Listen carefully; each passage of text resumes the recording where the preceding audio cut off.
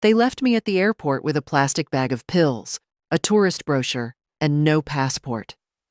At first, I thought it was a mistake, some miscommunication, a missed connection.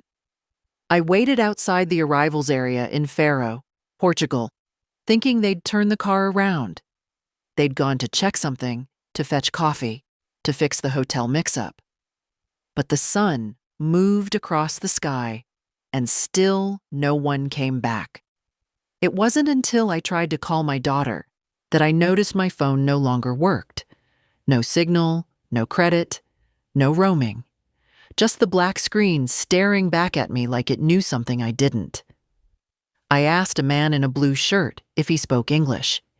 He nodded and pointed toward a vending machine. I must have looked mad, standing there in orthopedic sandals and a cardigan, holding a useless phone and a little zippered wallet with 40 euros in coins. My name is Maeve Cartwright.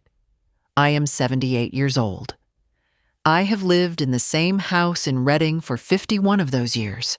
I raised a daughter, lost a husband, and built a quiet, ordinary life. 2 weeks ago, my daughter Chloe and her husband Oliver said they were taking me on a holiday to rest my bones and feel the sun. I didn't argue. I liked the idea. It was kind of them. That's what I told myself. The hotel was real, I'll give them that. Chloe had made a reservation. I arrived to find my name on the list and a key card waiting. Room 204. A small balcony, 2 twin beds, and an air conditioner that made more noise than it gave cool. There was a note on the nightstand. Went to get groceries. Back soon. I read it 3 times. That was 2 days ago. No one came back. I'd gone to the front desk and asked to call their mobile. The number rang, then stopped.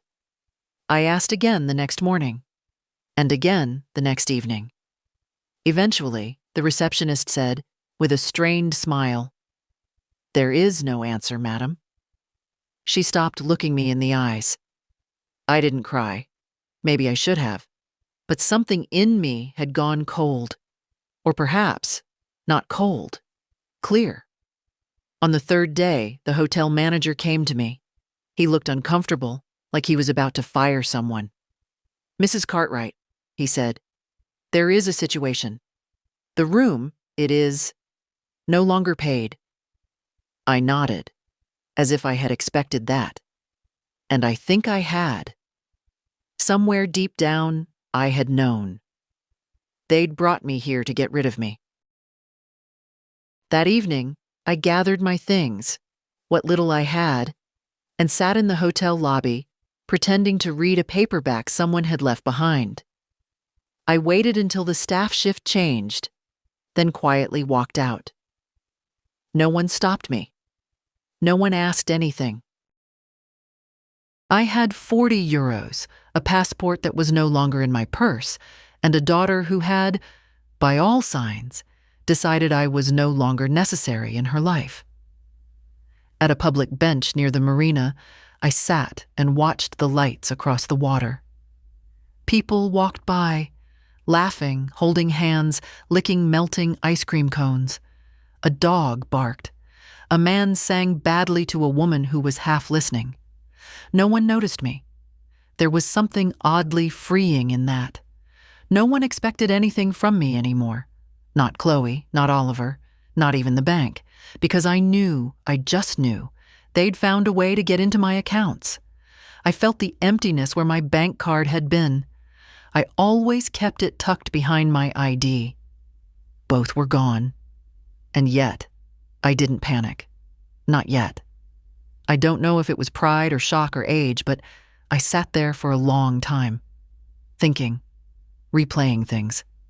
Chloe had started hinting at downsizing last year, told me the house was too much for me, that the stairs were dangerous, that her friend's mother had moved to a lovely place with nurses and bingo and freedom. I told her I didn't need that I had my rose bushes and my books and my neighbors. I told her I was fine. She hadn't liked that. 3 months ago, she'd brought papers. Just some simplifications, Mum, so we can help you more easily. I remember her smile. It didn't reach her eyes. I didn't read the papers closely. I trusted her. God help me, I trusted her. Now I had nothing but this bench, these coins, and my breath, still in my lungs, still mine. I didn't sleep that night. I sat upright, my back aching, legs swollen, but I didn't dare close my eyes. At dawn, a woman with a broom passed by and gave me a tired smile. I nodded. She swept around my feet like I was a street lamp, something fixed, something expected. When she disappeared, I stood up slowly and made my way toward the main street. Somewhere in that sleepy town, someone would speak English. Someone would help me find the consulate. But first, I had to survive one more day. The second morning was worse than the first. Not because of hunger, though my stomach had begun to twist on itself, but because I now knew no one was coming. I spent most of the early hours walking slowly along the edge of the marina, trying not to look too much like what I was, a nearly 80-year-old woman with no home, no ID, and no idea what day it was. My legs burned. My hip was threatening mutiny. But I kept going. There was a tourist office near the corner with bright blue signage. It opened at 10. I waited nearby, counting the coins in my palm. 43 euros and a few cents. That was all I had. Chloe had taken the rest, or at least removed any access to it. She'd always been efficient like that. She managed the bank apps on my phone, said it was easier for me. So you don't have to remember all those passwords. Of course. How convenient. At 10 on the dot, I stepped inside the tourist office and found a young man behind the desk, typing. He looked up with a smile that faded slightly when he saw me. "Can I help you, Senora?" I took a breath. "I need the British consulate, or embassy, or someone who can help. I've been stranded here." His eyebrows rose. "Stranded?" "I have no passport," I said. "No money, no phone. My daughter left me here. I need help." He blinked. "Your daughter left you? On purpose?" I looked him in the eye. "Yes, I believe so." He stared for a moment, then nodded slowly. "Okay. One moment." He began clicking on his keyboard, scribbling a note. "There is no full consulate here, only a small office. British National Service in Faro City. I can give you the address." "Can you write it?" My hands were shaking slightly. He nodded and tore off a piece of paper. "Here, and there's a bus, number 14. Goes every hour." He hesitated. "Do you have fare?" I nodded. Barely. The ride to the city took 50 minutes. I sat near the back, gripping my bag. My shoes pinched. My throat was dry. My body ached in all the ways that make you wonder if you'll get up again. But I watched the scenery pass with narrowed eyes. I wasn't afraid. I was angry now. And anger, I'd learned, is a powerful kind of fuel. The consular office was tucked behind a pharmacy and a bakery. A tiny glass door with a sticker reading British National Support. Inside, the receptionist was a woman of about 40, kind but guarded. When I told her what happened, she didn't act surprised. "You're not the first, Mrs. Cartwright. Unfortunately." She pushed a small glass of water toward me. "I'm going to have to ask you a few questions, and we'll start verifying your identity." "I don't have any ID," I said. "My daughter took my passport, and my phone, and everything." "That's all right," she said gently. "We can use other ways. Do you remember your national insurance number?" I did. She asked about addresses, doctors, even my late husband's name. I answered everything, though my mouth was dry and my shoulders hunched from fatigue. At the end, She gave a soft nod. "You'll need to stay nearby while we work this through," she said. "We can arrange temporary accommodation through our welfare liaison. It's not a hotel, but it's clean and safe." "And the house?" I asked. She looked at me carefully. "What house?" "My house. In Reading. I think they've taken it." I signed some papers I didn't understand. My daughter, Chloe, she works in finance. Her husband, too. They know how to move money around. The woman paused. "That's more complicated, but you have rights. If fraud was committed, or coercion, we can refer this to the proper authorities." I nodded, but I could feel the crack forming inside. That night, I was driven to a plain concrete building with a green gate and a woman named Lucia who spoke broken English but had warm eyes and clean sheets. She gave me soup and pointed to a cot near the window. "You sleep now. Tomorrow, strong day." I didn't sleep. Not really. My mind was whirring. I kept hearing Chloe's voice. "You don't need all that space, Mum. What if something happens and we're not there? You trust me, don't you?" God help me, I did. But that was done. The next morning, I returned to the consular office. They had started verifying my identity with HM Passport Office and my old GP. They also confirmed something that made my stomach turn. "Your bank accounts," the officer said, "have been modified. All three are now linked to a third-party authorization, under the name Chloe Stratton." She changed the access. "Yes, there are transfers as recent as last week. Large ones." I clenched my fists. "Can you block them?" "Not directly," she said. "But if you can authorize us, we'll liaise with your bank and request an emergency suspension. You'll need to sign some forms." I signed them. Slowly, but firmly. And just like that, a small piece of control returned. That evening, I was sitting by the window at the shelter when a woman named Raquel, a resident, came to me holding her phone. She was Portuguese, older than me, but spry. She tapped the screen. "English, yes?" I nodded. She handed me the phone. "Message. From your Fila, your daughter." I stared at the screen. It was a WhatsApp message. "Hi, Mum. We're so sorry for the confusion. Something happened with the tickets. We thought you were coming back later. Can you send us $2,000 for a lawyer and rent? We're in a bind right now. Please help." My fingers closed around the phone. Not a word about the passport, not a word about the money, just straight to the ask. My jaw tightened. I handed the phone back to Raquel. "Thank you," I said quietly. She looked at me. "Family?" I nodded once. Once. I stared at the wall for a long time that night. A lawyer and rent. That's what she'd written. As if it were nothing. As if I hadn't just been abandoned in another country, like an old suitcase left on a platform.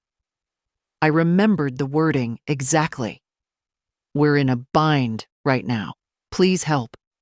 Not, "How are you?" Not, "Are you safe?" Not even an apology worth its syllables. Just, "Send money." And I suppose that was always the point. Raquel sat beside me on the bench outside the shelter, peeling a hard-boiled egg with expert fingers. "You not send?" she asked. "No," I said. She smiled faintly and nodded. "Good." I had 42 euros left and a small voucher from the shelter for lunch the next day. I had no bank cards, no income, no roof I could call my own. And my daughter, my only child, had written to me not to ask forgiveness, not to beg me to come home, but to ask for £2,000. That was the kind of love I'd raised. The next morning, I returned to the British office. The consular officer, her name was Priya, greeted me with a firmness I had come to trust. "Good news," she said. "Your identity has been confirmed.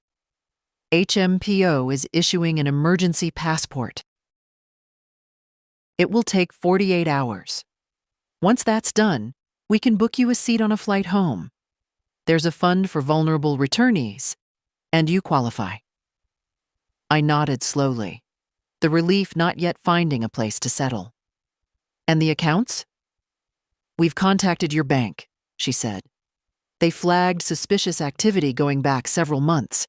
A fraud prevention specialist is reviewing the access history now. We'll know more by tomorrow." I wanted to ask, "Will I get it all back?" But I didn't. I knew better than to ask for promises. Back at the shelter, Raquel had news for me. "Your daughter," she said, "sent again." She held out her phone like a thing that smelled bad. I read the message. It was longer this time. "Mom, I don't know what stories you're telling people, but you left your house to us. You said we could manage everything. We didn't abandon you. You chose to stay in Portugal longer. Please don't mess things up for everyone. If you want us to work things out, send the money and we'll talk." I felt something click into place inside me. This wasn't desperation. This was rehearsal. She'd already thought about what she'd say when people asked. She'd rehearsed it in her mirror, in Oliver's arms, over late-night wine and smug, clever smiles. She was rewriting the story. I walked outside and sat under the lemon tree that grew crooked beside the wall. I breathed in slowly and let the air fill every sore, bruised part of me. Then I pulled the little paper where I'd scribbled my account number, and I asked Raquel if I could borrow her phone once more. "Tell me the bank's UK number," she said. I called. It took 7 minutes to verify who I was, my voice shaking, but firm. They asked security questions, dates of transactions, the name of my first pet. I answered them all.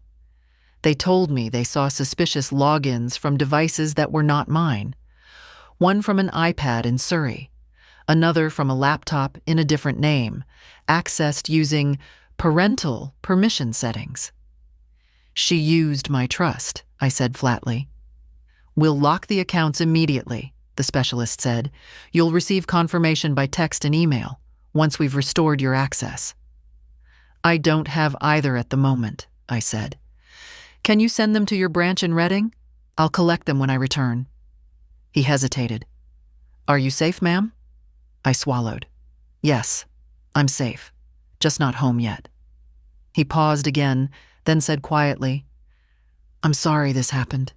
"Me too," I said. That night I didn't eat. Not because of hunger, but because something else had settled into my belly. A hard, quiet resolve. I stayed up making a list on a scrap of shelter paper. Contact solicitor. Property title. Check council records. Ownership transfers. Revoke any powers of attorney. Freeze all joint financial instruments. Draft new will. Contact Eloise, tell her everything. Eloise was my niece. She worked in conveyancing. By morning, I had memorized every item on the list. When Priya handed me the temporary passport later that day, I nearly cried. Not because it was paper, but because it meant I was no longer no one. I was someone again. A woman with a name. A woman with a record. A woman with a plan. Raquel saw me off at the bus stop. "You strong," she said, pressing something into my hand. It was a string bracelet, woven red and gold. "For the journey, and for what you do after." I tied it on my wrist. "I won't forget this," I said. "You won't have to," she replied. "You will remember, and they will too." There's a special kind of silence at Heathrow Terminal 3 when you land with nothing but a fabric tote, a Portuguese passport stamped in emergency red ink, and the knowledge that your family no longer expects you to exist. I stepped onto English soil with shoes that had thinned through walking and a back that felt 100 years old. But my hands were steady. My breath was even. I wasn't coming home in shame. I was coming for answers. The cab from the airport to Reading cost more than half my bank account, the only part I could access at the moment. But I didn't flinch. I gave the driver the address out loud just to hear myself say it. 14 Celandine Road. My home. Or what used to be. When we turned the corner, I spotted it instantly. The garden trimmed, the curtains drawn shut. New car in the driveway. Chloe's taste. Not Oliver's. He always went for the cheap lease. I'd paid for the last one, years ago, after he said he couldn't get to interviews without reliable wheels. I asked the driver to wait. I stood at the edge of the path for a long time. I didn't ring the bell. I didn't even walk to the door. I simply looked. At the bay window. At the hydrangeas I had planted with trembling fingers the summer after Gerald died. They were still there, but trimmed short, clipped into something that suited the new regime. I turned away. There was no use knocking on a door that had already been bolted from the inside. Instead, I walked. Slowly. Carefully.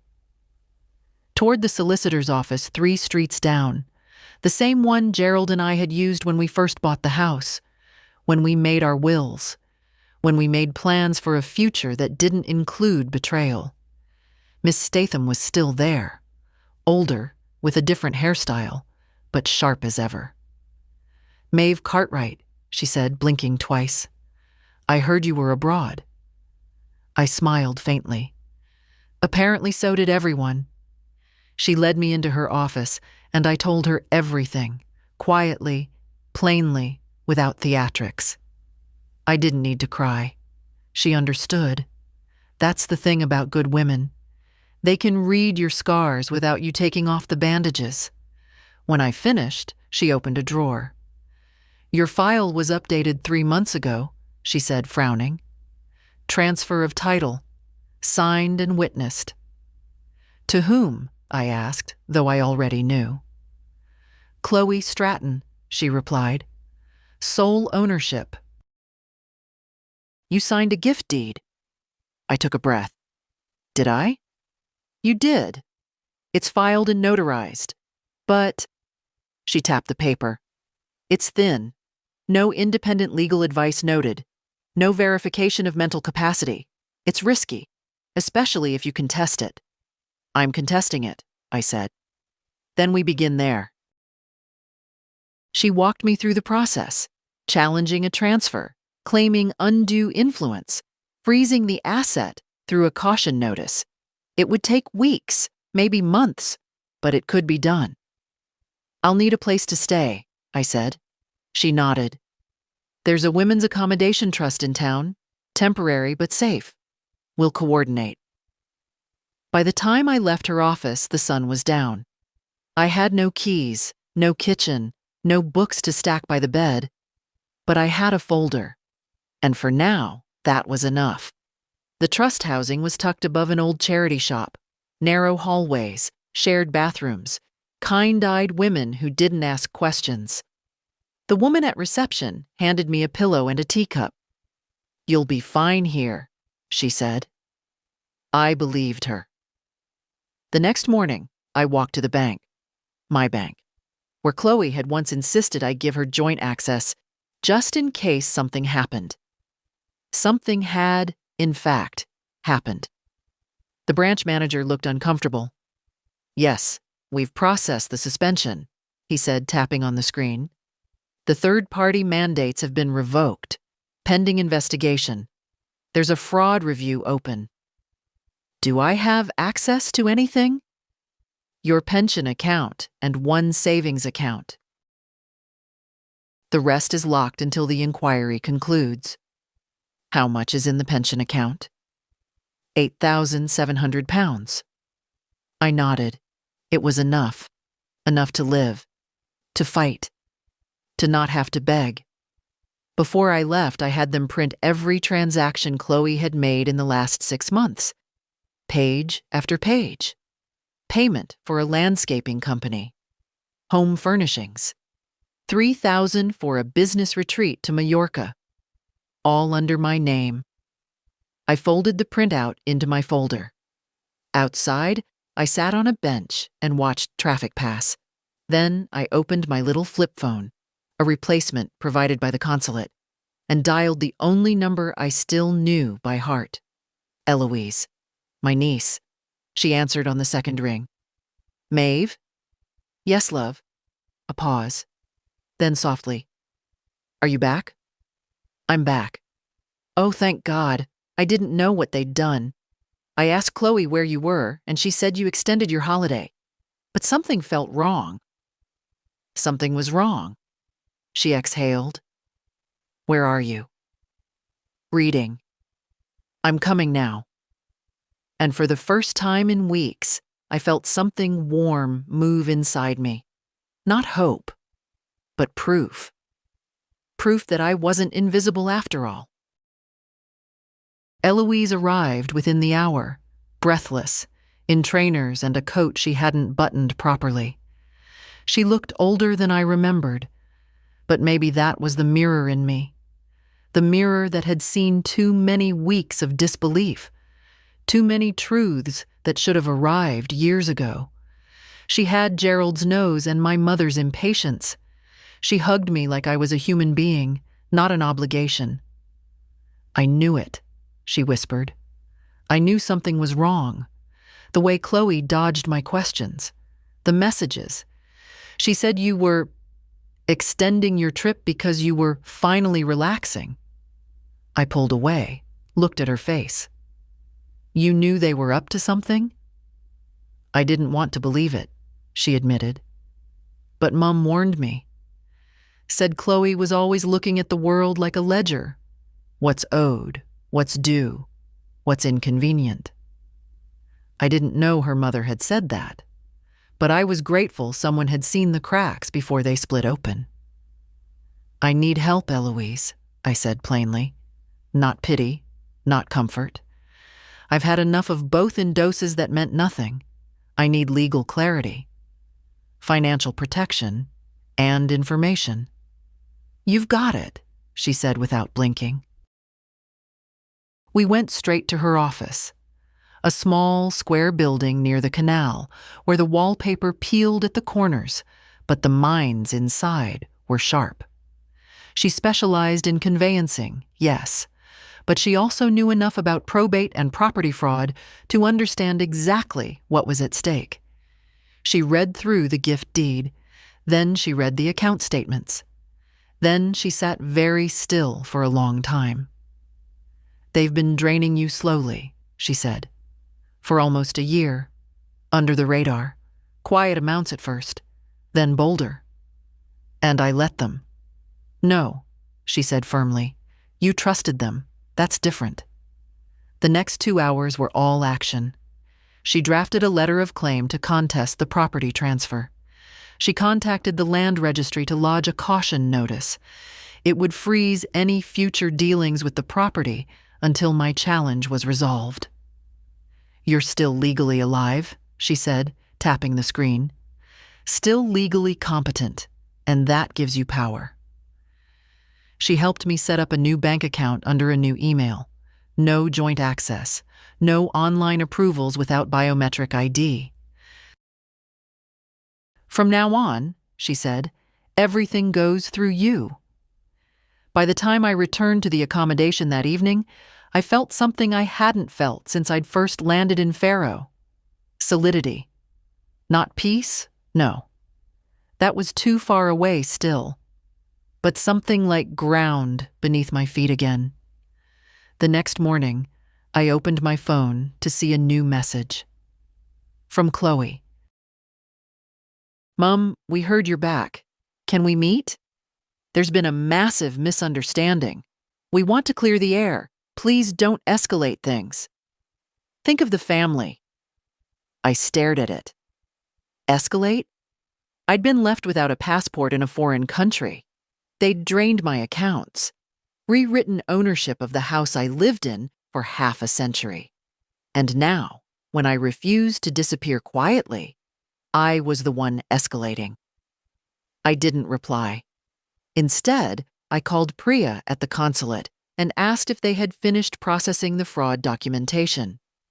She confirmed that the bank's investigation had begun. They'd frozen the larger accounts, and there were pending queries from law enforcement teams in London. "You might be contacted by an officer," she said. "Would you be willing to speak to them?" "Willing?" I smiled. "I've been waiting." I went to the charity shop downstairs and bought myself a clean blouse and a second-hand cardigan that reminded me of the one Gerald used to wear on Sundays. It smelled faintly of someone else's garden. That was fine. I had lived long enough in other people's shadows. A borrowed scent didn't scare me. Later that afternoon, a call came. Detective Inspector Linton. Financial Crimes Division. "Mrs. Cartwright," he said, "I'd like to meet in person. Go over a few things." I met him at a coffee shop 2 blocks from the Housing Trust. He was younger than I expected. Polite. Watchful. I handed him the folder Eloise had helped me organize. The statements, the deed, the letter Chloe had sent from Portugal asking for money. He flipped through the documents with growing focus. "We see this more and more," he said finally. "Financial abuse of the elderly, cloaked in family management. But you've done well to push back. Many don't." I didn't feel brave. I just felt done. Done with excuses. Done with silence. "They won't see it coming," he said, closing the folder. "Especially not if they're still trying to control the story." "They are," I said. "She wrote me this morning. Called it a misunderstanding." He raised an eyebrow. "Mind forwarding that message to me?" I did. I walked back slowly, pausing in front of the library where Gerald and I used to borrow gardening books and travel guides. The world felt familiar and foreign at once. Back in my room, I sat on the edge of the bed and unwrapped the biscuit the shelter had left beside the kettle. A bourbon cream, 2 layers pressed together with sweetness. It broke in my hand when I bit it. Not perfectly, but enough to taste something like home. I didn't go to the house. I didn't walk by. I didn't sit outside like some ghost waiting to be remembered. Instead, I let the paper trail do the walking. Miss Statham filed the formal objection to the property transfer. The land registry acknowledged receipt within 48 hours. The deed was officially under review. No sale, no refinancing, no remortgaging could happen until the matter was resolved. That was enough for now. Meanwhile, Eloise had dug deeper. "Do you remember signing anything called a lifetime occupancy waiver?" she asked one morning, over tea in her office. "No," I said. I remember Chloe using a lot of words I didn't understand, but I asked if I could stay in the house as long as I lived. She looked me in the eye and said, "Of course." Eloise's jaw tensed. She added a clause, said you relinquished the right to permanent residency, signed it on a Friday. It was filed by Monday. No cooling off period. No legal advice recorded. "So it's invalid?" "It's challengeable," she said, "especially with the context." Context.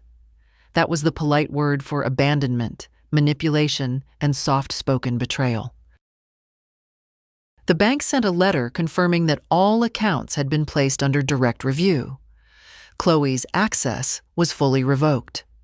No more logins from devices in Surrey. No more transactions labeled "for Mum" that were anything but. The charity trust where I stayed had given me a longer room term. They said it wasn't common, but that I'd clearly been through enough. I took it without shame. It had clean sheets, working heat, and silence I could shape with my own breath. And then, one gray morning, a letter came. Not an email, not a text. A real letter. On thick stationery. From Chloe. She had written it, or at least dictated it, with care. "Mum, I'm sorry things have escalated like this. None of this is what we intended. We were trying to manage things on your behalf. We know the house was technically yours, but we were always under the impression that you wanted us to have it eventually. We're happy to discuss options, including a buyback or some kind of shared arrangement. But please don't involve the police or lawyers. This can still be fixed quietly. Love, Chloe." No, "How are you?" No, "Are you safe?" Just a well-padded threat disguised as reconciliation. I folded the letter carefully and slid it into the growing folder. Later that afternoon, Detective Inspector Linton called again. "We've completed the preliminary investigation," he said. "There's enough to warrant a full fraud inquiry. We'll be interviewing your daughter and her husband, under caution." I closed my eyes. Not out of fear, out of fatigue. "They'll say I gave everything willingly." "They already have," he said. "But we have their messages. And the patterns. And now we have your word under affidavit. That counts." I hung up and sat very still. I wasn't trying to ruin Chloe's life. I was trying to get mine back. The next day, I met Eloise at a solicitor's office in Oxford, a specialist in elderly protection and property abuse. She'd worked on several high-profile cases, all with the same bitter outlines. A parent sidelined, isolated, handled by the next generation. She looked at me with no pity, just steadiness. "You're ahead of most," she said. "You've already recovered your identity, your accounts, your voice. What we're doing now is reinforcement." She drafted 2 documents that day, a new will and a revocation of all previous power of attorney grants, including the one Chloe had helped me set up 5 years ago. When I signed, my hand trembled. Not from age, but from the knowledge of what that signature meant. It meant I wasn't waiting for permission anymore. Outside the solicitor's office, Eloise stopped by a bakery and bought us 2 almond tarts. We sat on a bench and ate them with small forks, like we had all the time in the world. "Do you want to go see the house?" she asked finally. "No," I said. "It's just a building now." She looked at me sideways. "You still want it back?" "I want it not to be stolen," I said. "What I do with it after, I haven't decided." She nodded. A week passed. Then another. I didn't hear from Chloe again, but I got a letter from the land registry. The transfer was officially contested. The house could not be sold, mortgaged, or rented under her name. A legal hold was in place. Control, piece by piece, was returning. One day, in the library, I opened a blank notebook and wrote one sentence. "Just because you call it love doesn't mean it isn't theft." I underlined it twice. The first time I bought groceries again with my own bank card, I cried. Not in the shop. Not at the till. I waited until I got home, if you could call the room above a second-hand bookshop home, and I unpacked the bag slowly, one item at a time. Bread, tea, soap, a small pot of strawberry jam, the good kind. Things I used to buy without thinking. Things I hadn't touched in months because someone else had decided I didn't need to. I sat on the bed, held the card in my hand, and let myself feel it. Not the plastic, but the small, solid return of agency. I made toast. I brewed tea. I opened the window even though it was cold and let the air sting my face. For the first time in weeks, I felt human again. Not just some name on a file, or a problem to be solved, or a signature someone else had used. Just Maeve, with warm bread and a locked front door. That afternoon, Eloise came by. "You've had mail," she said, handing me 2 envelopes. One from the bank, confirmation of the new accounts, the security protocols, the final rejection of Chloe's access requests. The other, heavier, from the police. I opened the second one first. Inside, a formal statement.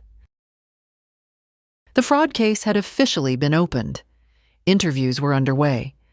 Chloe and Oliver had both obtained solicitors. Neither had spoken much, but the evidence was clear enough to proceed. "They won't be charged yet," the letter said. "But they are under formal investigation." I sat very still after reading it. Then I folded the letter and put it with the rest. "I've been thinking," I told Eloise, "about the house." She looked at me over her mug. "What about it?" "I don't think I want to move back in." Her eyes didn't blink. "Okay." I planted everything there. Every rose, every bulb. I painted the skirting boards myself, but it feels ruined, like someone's taken the echo out of the walls. Eloise was quiet. Then she nodded. "So what do you want?" "I want to sell it. If it comes back to me, when it comes back, I want to choose where I live next. On my terms. No memories I didn't invite." "That's fair," she said. We spent the next hour going through options. Retirement flats near the park. Ground floor rentals near the canal. Nothing fancy. Nothing cold. Just places where no one else had rewritten the story without asking. Later that evening, I went through my keepsake box. A tin I'd kept hidden in the airing cupboard for decades. In it, letters from Gerald, an old ration card, a photo of me with my hair down, 23 years old, sitting in a deck chair in Devon. And a list I'd made on my 70th birthday. Things I'd wanted to do one day. Take a train to the coast, alone. Learn to use a proper camera. Eat in a restaurant without apologizing for being alone. See a ballet again. Write one story down, just one, before I forget the details. I smiled. Not sad, not wistful. Just honest.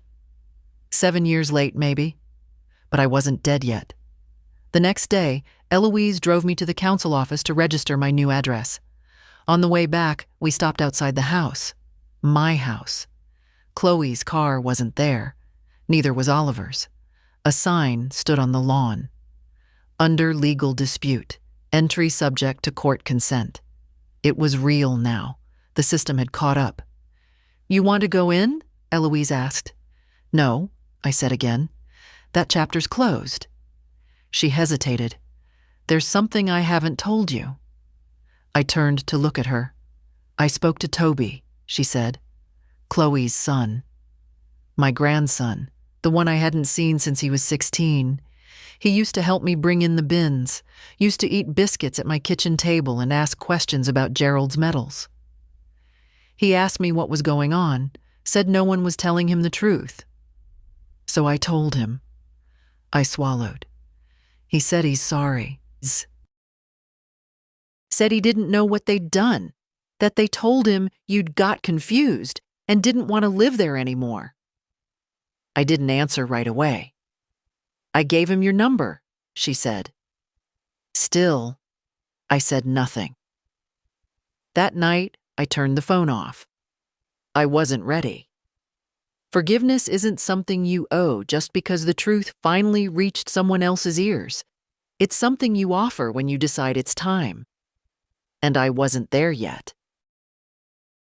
The call came 2 days later. Not from Chloe, not from Oliver, from Toby. I almost didn't answer. The number was unfamiliar, and I'd grown wary of numbers I didn't recognize. But something, curiosity, or maybe that last stubborn thread of hope, made me press accept. "Grandma?" His voice hadn't changed as much as I expected. A little deeper, a little slower. but still recognizably the boy who used to run barefoot across my kitchen tiles, stealing biscuits and giggling with sugar in his teeth. "It's me. It's Toby." "I know," I said.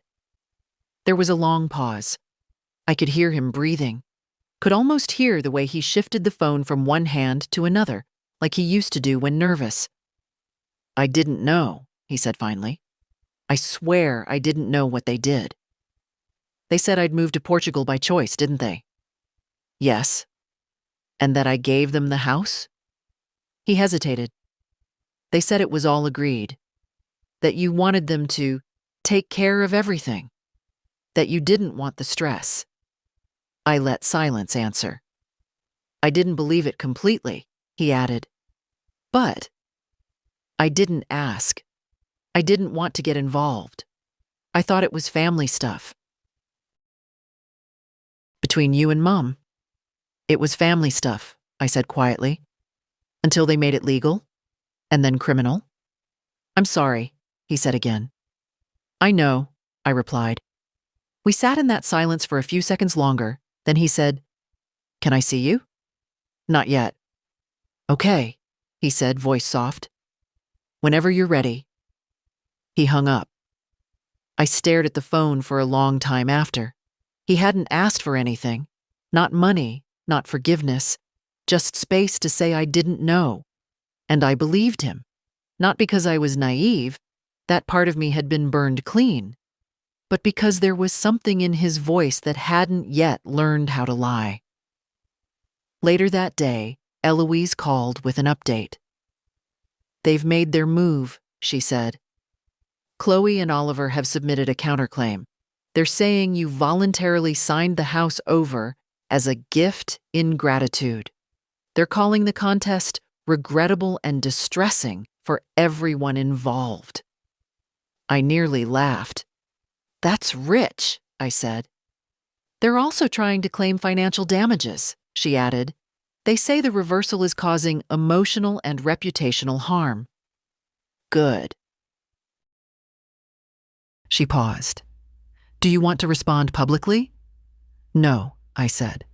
"Let the paper carry the weight. I've said enough." In the weeks that followed, the case moved forward. Statements were collected. Witnesses consulted. The day I gave my formal affidavit, I dressed with care. I wore a slate blue blouse Gerald had always liked. I combed my hair back tight, and I wore the silver brooch my mother had left me, the one I used to pin to my coat on difficult days. The courtroom was small, just a chamber, really. No judge yet, no decision, just a recording officer and a solicitor asking questions.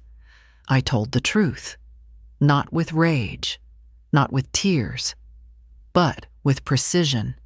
They'd taken my passport, left me in another country, accessed my bank accounts without discussion, used my money to fund their comforts, rewrote the story of my life and called it care. When it was over, the solicitor looked at me and said, "You make a very compelling witness." I didn't answer. It wasn't a performance.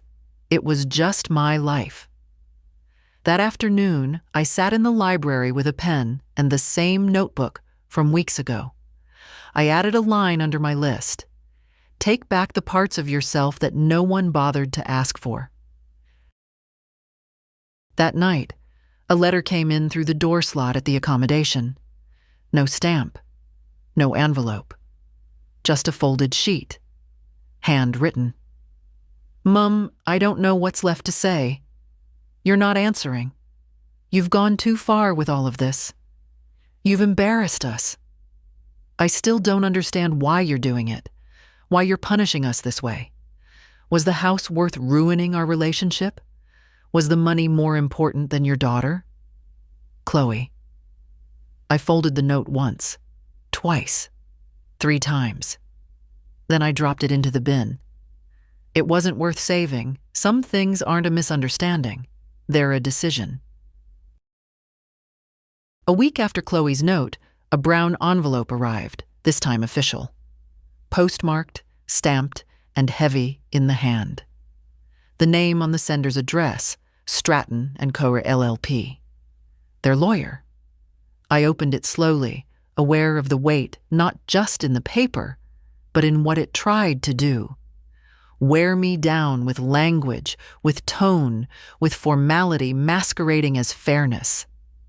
Dear Mrs. Cartwright, we are writing on behalf of our clients, Chloe and Oliver Stratton, to express their ongoing distress and disappointment at the current legal and public narrative surrounding your family affairs. Our clients maintain that all actions taken, financial and property related, were executed with your full knowledge and consent. They further assert that your current accusations are not only factually inaccurate, but personally damaging. That said, in the interest of family peace and to avoid protracted litigation, our clients are prepared to make the following offer: a one-time financial settlement of $85,000 to be paid upon mutual withdrawal of all claims. Public acknowledgement, non-legal, that no intentional wrongdoing occurred. Agreement not to pursue any further criminal or civil action regarding prior financial transactions. This offer remains valid for 7 days. We urge you to consider resolution for the benefit of all involved. I read it 3 times, then I set it down. $85,000. Less than half the value of the house, a quarter of the total money they'd drained. But that wasn't the real insult. It was the phrase, for the benefit of all involved. As if silence was the only good a mother could offer. As if my dignity was negotiable. Eloise read the letter in silence. Then she looked up.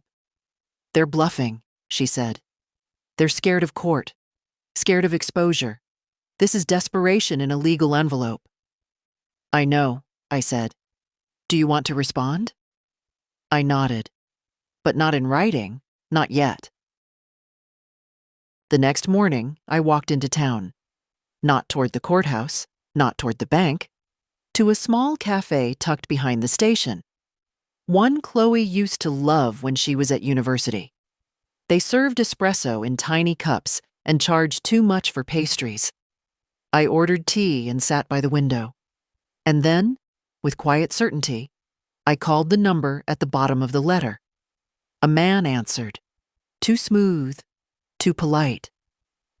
Mrs. Cartwright, he said, I wasn't expecting your call. Are you calling to discuss the offer? I am, I said, and you can tell your clients that I won't be taking it. He paused. May I ask why? Because I'm not for sale. A beat of silence. I see, he said carefully. Then I assume you intend to pursue this through court. Yes, and you should prepare them for the fact that I won't be silenced. Not for money, not for shame, and certainly not for appearances. Mrs. Cartwright. I didn't wait. I ended the call. It wasn't anger. It wasn't even defiance. It was something quieter. The kind of certainty you earn, not declare. Later that day, Detective Inspector Linton left me a voicemail. His tone had changed. Measured, yes, but with new weight behind it. Mrs. Cartwright, I'm calling to let you know that formal charges are being considered. I can't guarantee prosecution, but the fraud case has enough foundation for referral to the Crown Prosecution Service. It wasn't over yet, but it was beginning to turn. That evening, I opened my notebook again. The one where I'd started recording more than just memories. I wrote, They don't expect you to fight. That's their first mistake. They expect you to give up halfway. That's their second. And they expect you to miss them more than you miss yourself. That's the third, and the one they'll regret most. I closed the book and looked out the window. It had started raining. Not hard, just the kind of rain that lingers and insists. The kind that soaks you slowly until you realize you've been cold for years. I made tea. I listened to the quiet. And for the first time in a long, long while, I didn't feel alone in it. I felt right in it. The solicitor called on a Thursday. Chloe's side has gone quiet, she said. No response to the counterclaim. No attempt to challenge the affidavit. They've either run out of confidence or out of money. Or both, I said. They're buying time, she added.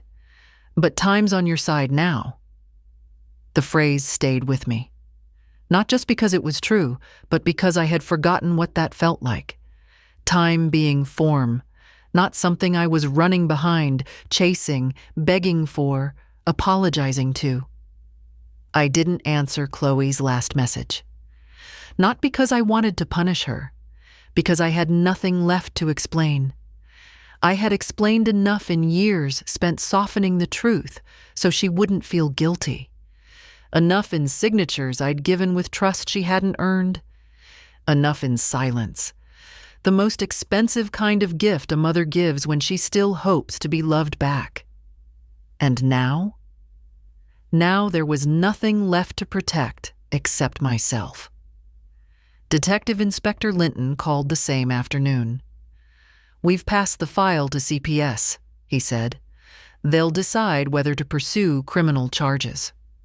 "What happens if they don't?" I asked. "Then the civil case stands on its own. And based on the evidence, your claim's very strong." I hung up, poured myself a glass of water, and opened the envelope from the land registry. Title temporarily frozen. Pending outcome of ownership dispute. Property status, under caution. A simple line. A world of weight lifted. I walked to the charity shop that day and bought a scarf. Navy, with a pale thread running through it. It wasn't expensive, but it looked like something I would have worn in the days when I still took pride in being visible. When I came back, I found a small parcel waiting. No return address. Inside, a notebook. Not new, worn at the corners, a page or two folded, and the name Toby scratched inside the front cover. There was no note, no explanation, just the notebook and the first page written in his hand. "I'm writing this because I think it's what you would have done. I want to tell it right. Not to fix things, just to finally say the truth. I saw what they did. I looked the other way. I let them talk like it was normal. But it wasn't. You didn't deserve any of it. If you don't want to speak to me, I understand. But I'm here. And I'm listening now." I closed the book, held it to my chest. It didn't change the facts. It didn't undo the harm. But it was the first thing in months that felt not like a defense, but a hand reaching out, not grabbing, not controlling, just offering. I placed it on the windowsill. Let it stay there all night. The next morning, I made an appointment at the GP, not because I was unwell, because I'd canceled 3 appointments while stuck abroad, and I needed them to know I was alive. The receptionist smiled gently when I gave my name. "Oh," she said, "we wondered. Your daughter said you were off the radar for a bit. She came in last month to request access to your medical file." My fingers froze. "She what?" "We didn't give it to her," the woman added quickly. "She wasn't listed as next of kin, but she seemed surprised by that." "Thank you," I said. When I left, I changed my listed emergency contact to Eloise. Later that day, I signed the official revocation of Chloe's access to anything with my name on it, medical, legal, digital, financial, not out of vengeance, out of sense. She had already taken so much. She didn't get to hold the door open on her way out. The knock came just after lunch. I wasn't expecting anyone. Eloise had work. The shelter staff usually called first. For a brief second, I thought maybe it was Toby. Maybe he'd come without asking, without pushing, just quietly, as he used to. But it wasn't Toby. It was a young woman, Late 20s. Smart jacket. Nervous hands. Mrs. Cartwright? I nodded. She pulled a small badge from her bag. Emily Foster. I'm from the local council. Adult safeguarding team. I felt my shoulders straighten. Has something happened? Could I come in for a moment? I let her. She sat in the corner chair, pulling a slim folder from her bag. We received an anonymous tip-off a few weeks ago about possible elder abuse, financial and emotional. We flagged it for review, but now that the police are involved, we're obliged to follow through. And the tip came from... She hesitated. We're not required to disclose that. But I'll tell you it wasn't from the usual channels. That narrowed it down. Toby. She went through a list of questions. Calm, methodical, all the things people think are supportive until you realize they're just checking boxes to confirm you haven't gone mad. I answered each one. I described how I'd lost access to my bank accounts, how my passport had disappeared while abroad, how the home I'd lived in for half a century had been transferred through a document I hadn't fully understood and hadn't been advised on. She took notes, and then she said something I hadn't expected. There's a history, she said softly. A history? With your daughter. This isn't the first time she's acted as a proxy in someone else's affairs. My pulse slowed. What do you mean? She was reported once before, by a neighbor of her in-laws, years ago. Similar pattern, over-involvement, managing without consent. But it didn't go to court. The family didn't want to cause trouble. I sat very still. She's clever, I said. She's practiced, Emily replied. The officer stood to leave but paused at the door. I've seen a lot of cases, many worse on paper, but few that felt as deliberate as this. I nodded once. Thank you for telling me. After she left, I sat in silence. Not because I was shocked, I wasn't, but because I'd been right. All this time, I'd told myself maybe it was a mistake, a lapse, a moment of greed or panic. But it wasn't. Chloe had trained for this, layered it, rehearsed it. I went to my folder, took out every note she'd written me, every bank printout, every court form. And then I added one new page, handwritten, like hers had been. You knew what you were doing. You didn't trip. You chose. You didn't forget me. You erased me. And now I remember every detail you hoped I'd let fade. Later that evening, Eloise arrived. She brought Thai takeaway and a folder of her own. They've missed the court response window, she said. Their defense is still unfiled. Judge has been notified. If it stands, we'll file for summary judgment. So they don't even get to speak? They had their chance, she said. I nodded. We ate quietly. Spring rolls, noodles, tea with too much sugar. Then Eloise pulled out one last sheet. A friend of mine at a local housing trust mentioned an open flat, ground floor, quiet, a small garden, affordable rent, and your name's at the top of the list. I blinked. I didn't want to say anything until we were further along, but it's available in 6 weeks. Where? Off Thornley Road. You know it? I did. Gerald and I used to walk there on Sundays. Small brick homes. Close to the shops, but quiet after dusk. I'll take it, I said. Even if the house comes back? Especially if. She smiled. That night, I packed the notebook. I packed my few things. I wrote one line in the margin of a flyer by the bed. She didn't steal my life. She just reminded me it's mine. The letter from the court came folded twice. No embellishment. No drama. Summary judgment granted. Transfer of property reversed. Title restored to Maeve Cartwright. Costs awarded. I sat in the library when I read it. Not intentionally, just where I happened to be when the envelope caught my eye. The place smelled of old paper and plastic chairs, and I remember thinking, this is where it ends. Not in a courtroom, not in a scene. Just a sentence, typed in neutral font, delivered on a weekday. I folded the paper and placed it inside my notebook. Then I took a slow breath and went for a walk. No one called to celebrate. No flowers arrived. That was fine. This wasn't a victory you throw parties for. This was a correction, a balancing of something that should never have been knocked off center in the first place. I walked to Celandine Road, not because I wanted to, because I needed to see it one last time before deciding. The house was still, empty, its curtains closed like eyelids that no longer trusted the light. There was a yellow notice in the window. Private property. Do not enter. Owner access only.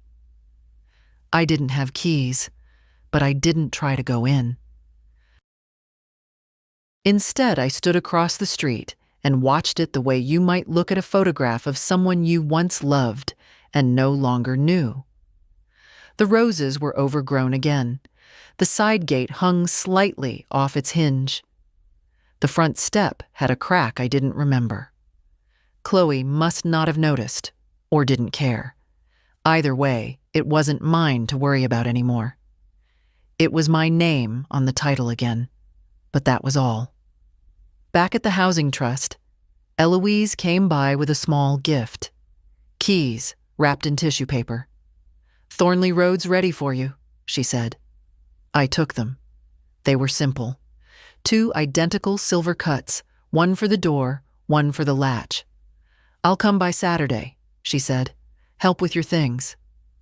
"I haven't got much," I said. Even better. We had tea on the steps. Neither of us talked about Chloe. Not anymore. What was left to say? The police hadn't made a decision yet. The file sat with the CPS. Maybe charges would come. Maybe they wouldn't. That part was no longer mine to push. My part was done. But later that evening, I opened the notebook again and wrote, "You returned my name. You returned my roof. But you'll never return the way I used to believe in you." And maybe that's the real theft. The one you didn't think I'd notice. 3 days later, Toby called. He didn't say hello. He said, "I heard. I figured you might.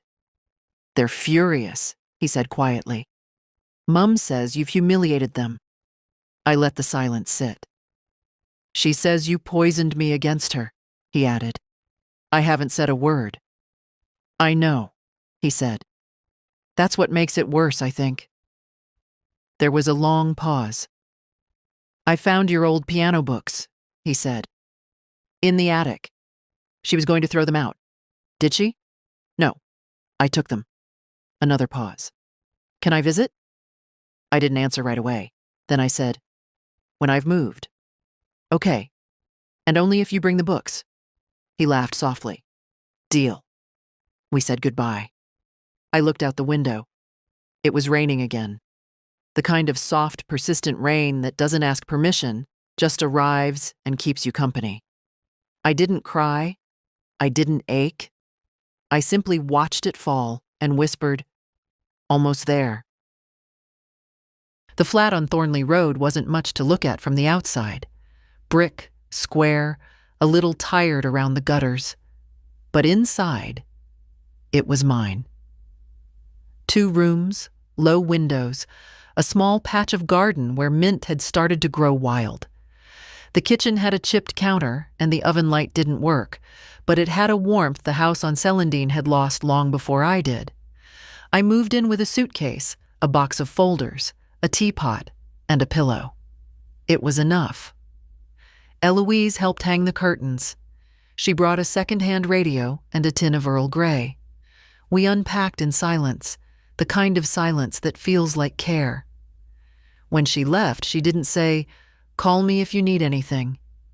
She just squeezed my shoulder and said, You did it. I slept that night with the window open. No hallway noise. No neighbors arguing through the wall. Just the hum of wind and the rustle of something alive in the garden. I didn't dream. Or if I did, I don't remember. I woke with the sun on my hands and the strangest feeling in my chest. Not joy, not peace, but something simpler. Permission to exist again, without proving, without defending. I made tea, sat on the floor by the window, and read the last letter I'd kept from Gerald. The ink had faded, but the rhythm of his voice hadn't. Don't let them make you small, Maeve. You were never small, even when they tried to make you invisible. Love isn't ownership, it's recognition. Keep your name. That's all I ask. I cried, but only once. Then I put the letter away and got on with the day. Toby came the next afternoon. He arrived exactly when he said he would, which surprised me more than it should have. He was taller than I remembered, a little more hollow around the cheeks, but the eyes were the same. He carried a bag. Inside, piano books, my old recipe folder, and a small wooden frame I hadn't seen in years. A photo of Gerald and me taken by the river when we still looked forward. He handed it to me like it was something fragile. I thought you should have it, he said. I nodded. Thank you. We didn't hug. We didn't pretend to be anything we weren't. We just sat at the little table and I made toast and he spread too much jam, and for a while, we talked about nothing that needed defending. Then he said it. I don't know what happens next. You don't have to, I said. She won't speak to me. She will, I said. Eventually. Not because she's sorry, because she'll want something. That's how she moves. But you don't have to follow her rules anymore. He looked down at his plate. I used to think she was doing her best. She was doing her version of best. There's a difference. I don't want to lose her. You don't have to. You just don't have to let her take you with her. He nodded slowly. You sound like someone who's figured it out. I haven't, I said. But I've finally stopped apologizing for what I already knew. Before he left, he stood in the doorway for a long time. Then he asked, would it be all right if I came again? Not to talk about them. Just to be here. I smiled. Bring your own tea next time. That night, I moved the photo frame to the windowsill. Not because I needed to look at it, because I wanted it to look out with me. No ghosts. No echoes. Just a man who'd once told me to keep my name, and a flat that smelled of mint and toast and beginnings. The final document came folded in blue paper. No fanfare, no embossed seal, just a line on the header, Land Registry, confirmation of title. It was mine again.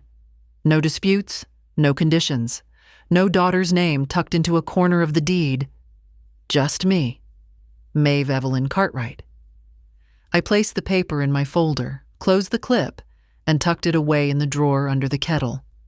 Not for memory, for proof, in case they ever tried to twist the story again. Later that morning, I visited Celandine Road. Not to reclaim it, just to return the key the locksmith had given me after the court judgment. I'd asked him to change the locks and secure the back gate. He'd done it without asking questions. The house looked cleaner now, still unloved, but less hostile. I walked around the side, checked that the utilities had been cut, then dropped the key into a sealed envelope and posted it to Eloise's office. She would handle the listing.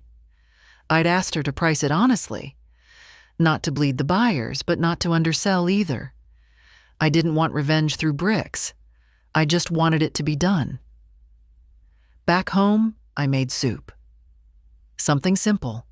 Carrots, lentils, a bit of spice. The flat filled with the smell slowly, like it was learning how to be inhabited. I opened the back door and stepped into the little garden. The mint was still growing wild. I pulled a few sprigs, rubbed the leaves between my fingers, and smiled. That afternoon, Toby came again. No piano books this time. Just bread from the bakery and a newspaper under his arm. "I figured you'd want to see this," he said, tapping the front page. There it was. Family fraud dispute ends. Quietly as retired widow regains property. No names, no photos. Just a few lines about rising cases of intra-family financial abuse and a quote from the safeguarding office reminding people to have the hard conversations before someone else does it for you. I read it once, then again. I folded the paper and placed it by the sink. "Did you want it to be louder?" Toby asked. "No," I said. "Loudness is for people still trying to be believed." "You don't have to try anymore." "No," I agreed. "I don't." We drank tea by the back door. He told me he'd found a part-time job at a record shop. Said it wasn't much, but it felt real. He was living with 2 friends, sharing rent, paying bills on time. Trying to build something separate. "She keeps texting," he admitted quietly. "Mom. Wants to know why I'm taking your side." I looked at him, then said carefully, "There are no sides when one person has all the facts." "I haven't answered yet." "You don't have to," I said. "Let her wonder what silence means for a while." He stayed until the light began to change. Before he left, he turned in the doorway. "Thank you," he said. "For what?" "For not using me to get back at her." I nodded. "You were never hers to use. And I'm too tired for games." After he left, I sat on the step, arms around my knees, and watched the sun slip past the fence. The quiet didn't scare me anymore. I wasn't waiting for the other shoe, or the letter, or the apology. That part of the story was closed. Not sewn shut, just finished properly, like a book you can finally return to the shelf. And I thought, this is it. This is what reclaiming your life looks like. Not with noise, with stillness. It didn't happen all at once. No dramatic sunrise, no sudden swell of peace. Just a quiet stretch of days where nothing bad happened. And that, after everything, felt miraculous. I started doing small things again. Went to the market. Bought fruit without calculating if I could afford it. Borrowed books from the library that had nothing to do with law or grief. Wrote my name, my full name, on a label and stuck it to the inside of my front door. Not in case I forgot, but in case anyone else ever tried to. One morning, I woke up and realized I hadn't thought of Chloe in 2 days. Not with hate, not even with hurt. Just hadn't thought of her. That was the victory. Not the papers. Not the title. Freedom from the habit of being betrayed. A few weeks later, the house sold. Quiet transaction, fair price. Eloise handled everything. The proceeds came into the account I'd set up in my name alone. No conditions, no watchers, no permissions needed. I used some of it to fix the fence behind my flat. Some to donate to the charity trust that had taken me in without questions. The rest, I put away. Not because I was afraid of losing it again, but because I liked the feeling of knowing it was there. Mine. Not a reward. Not compensation. Just mine. I rewrote my will. Left the bulk of it not to Chloe, but to the housing trust and to Toby. Not because he had come back, but because when he did, he came empty-handed. No excuses, no demands. That's what made the difference. He visits now. Not often. Just enough. We don't talk about her. Sometimes he plays music through his phone while I cook. Sometimes we sit in the garden and name the plants we can't identify. We don't need to say anything meaningful. The fact that we're both here, intact, says enough. The mint in the garden has taken over a corner now. I let it. Let it climb the edges and reach for the light, like it knows it belongs. Some afternoons I write. Not stories, not memoirs, just fragments. Sentences that sound like truth. Love shouldn't need a witness to feel real. Silence is not always peace. Sometimes it's surrender. You don't owe people your ruin just because they call it family. Some things break quietly. Some things rebuild quieter still. And this one, which I wrote in the margin of the last notebook page, I am not what they did. I am what I reclaimed. I'm not angry anymore. Anger is a young woman's fire. Mine burned long enough. What's left now is steadier, the warmth you get from something that held through the storm. One day, maybe Chloe will call. She'll say she's changed. She'll want to talk. Not because she wants reconciliation, but because she'll want access. That's her language. I won't be cruel, but I won't be naive. You don't leave the door open just because someone knocks. You check the lock, listen through the wood, and if the voice sounds like it did before, you walk away. That's not bitterness. That's what survival looks like when you're 78 and no longer interested in being manageable. So yes, this is how it ends. Not with revenge, with return. To myself, to my name, to my life. If you've read this far, thank you. And if any part of this felt familiar, if you've ever been made to doubt your memory, your value, your right to say no, then hear me now. You're not imagining it. You're not being difficult. You're not overreacting. And you are not too old to take your name back. Keep it. Speak it. Protect it. And if they try to take it again, don't whisper.